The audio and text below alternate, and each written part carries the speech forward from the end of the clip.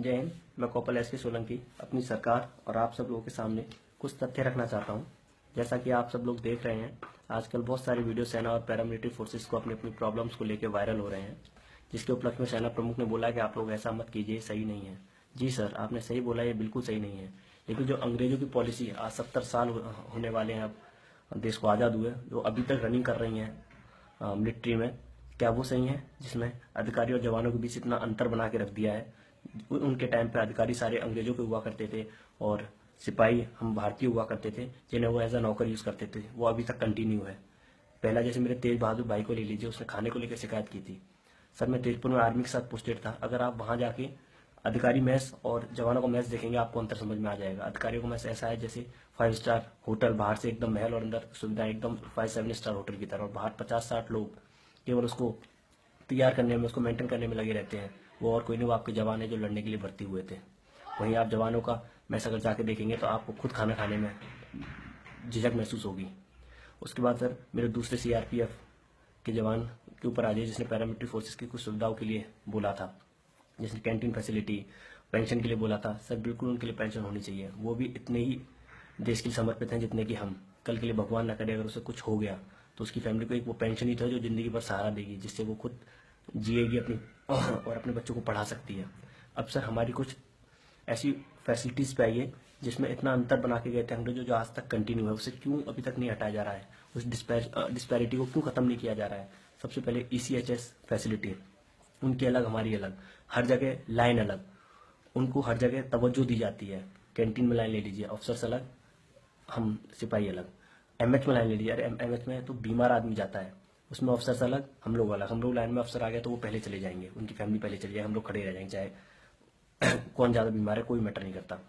उसके बाद आ जाइए सर, कार्ड लिमिट पर कैंटीन के, हम लोगों को 4-4.5 हज़ार, उनको हमसे 3 गुना 4 गुना ज़्यादा। क्यों सर? पेमेंट उनकी ज़्यादा, कार्ड लिमिट हमारी कम। उस कैंटीन से तो कुछ फायदा ही हुआ सर, हमारे 2 पैसे बच ही जाएंगे अगर हम 4.5 से ऊपर का भी कुछ सामान खरीदेंगे तो। फिर ऐसा क्यों? उसके बाद आ जाइए सर, लिक्कर कोटा पे, हम लोगों को 4 बोतल, उन लोगों को हमसे 3 गुना 4 गुना ज़्यादा बोतल, फिर भी पीते हम लोग ज़्यादा है। फिर आ जाइए सर, कैंटीन से कार निकालने के लिए, जवान तब तक कार नहीं निकालेगा जब तक उसकी सर्विस 10 साल हो जाए। सर, आज की मौजूदा स्थिति को देखते हुए अगर जवान के माँ बाप को जरूरत है आज कार की, अगर उसकी सर्विस 10 साल नहीं हुई है, तो ये रूल क्यों बना रखा है? अगर वो कैंटीन से कार लेगा तो सर उसको फायदा ही हो जाएगा, अदरवाइज वो बाहर चलेगा तो वो तो घाटा ही होगा ना सर। तो ये रूल क्यों? बल्कि अधिकारी जिस दिन भर्ती हुआ है उसी दिन से आराम से कार निकाल सकता है और चला सकता है। उसके बाद भी इतनी सीसी की लेंगे, इतनी नहीं, वो उनके हिसाब से। ये क्या है सर? केवल एक प्रेस्टीज इशू। उसके बाद उसी कार से अगर मूवमेंट की बात है, अगर टीडी जाना है सर, तो अधिकारी के पास अगर रिजर्वेशन नहीं है, कुछ नहीं है, तो वो अपनी कार से भी टीडी जा सकते हैं और उसका वो क्लेम कर सकते हैं। वहाँ वो लोग जाके होटल में स्टे कर सकते हैं, अगर रूम नहीं है तो उसका भी वो क्लेम कर सकते हैं। बात एक जवान की करें, अगर उसको एक कोने से दूसरे कोने भी जाना है देश के, अगर उसको रिजर्वेशन नहीं है, वेटिंग में है, तो वो टॉयलेट के पास सो के जाएगा, उसको जाना पड़ेगा। वो अपनी कार से अगर जाएगा भी तो अपना खर्चा करके। उसके बाद बात रुकने की आए तो, और उसके लिए रूम तो छोड़ दीजिए सर, अगर एक चारपाई भी उसको मेंटेन करनी है तो खुद जुगाड़ लगानी है उसको अपने मेंटेन करने के लिए। होटल में स्टे तो छोड़ दीजिए सर। ऐसा क्यों? हम लोग भी कंफर्ट चाहते हैं। हम लोग अगर वहाँ जाएंगे, अगर हम लोग होटल में रुकेंगे, उसका पैसा अगर सरकार देगी तो हम तो सरकारी काम से गए, अपने काम से तो नहीं गए वहाँ।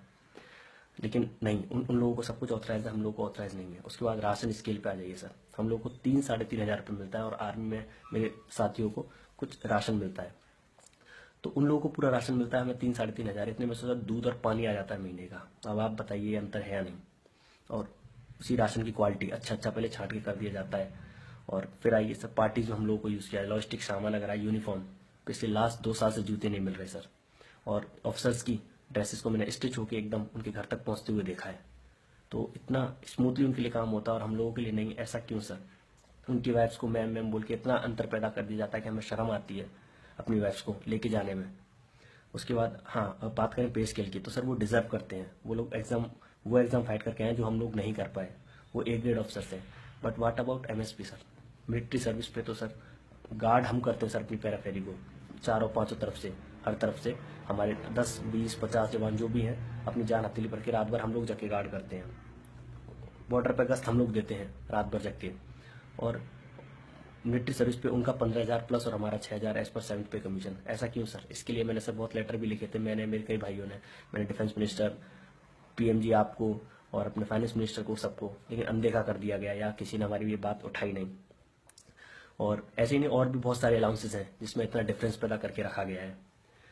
सर बस एक ही गुहार है कि यूनिफॉर्म पर्सनल जिस काम के लिए आया है, जो वो पहले सोचता है कि मैं फौज में जाऊंगा, ये काम करूंगा, वो काम करूंगा, उस गरिमा को बने रहने दें, इस यूनिफॉर्म की गरिमा को बने रहने दें सर। ये सारी डिस्पैरिटीज जो है उनको प्लीज हटाएं। जय Hind sir and thank you.